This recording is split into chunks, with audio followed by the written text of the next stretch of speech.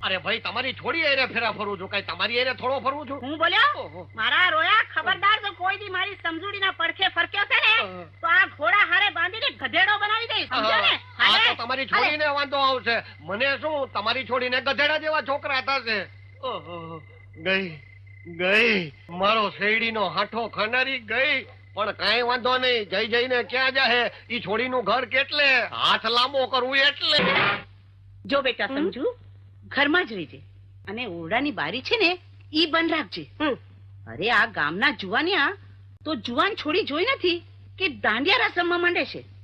બા હું એકલી એકલી તો રમું ને. હવે એકલા એકલાય નથી રમવાનું, કઈ સમજતી જ નથી ને. જો હું જાઉં છું રાણીબાને ત્યાં, તું ઘરમાં બેઠી બેઠી એકલી એકલી ઢીંગલા ઢીંગલી જ રમત રમજે. હા બા, હું ઘરમાં એકલી એકલી રમીશ, પણ કોઈની હાથે વર બહુ નહીં રમું. હા એ બરાબર છે. જા હવે.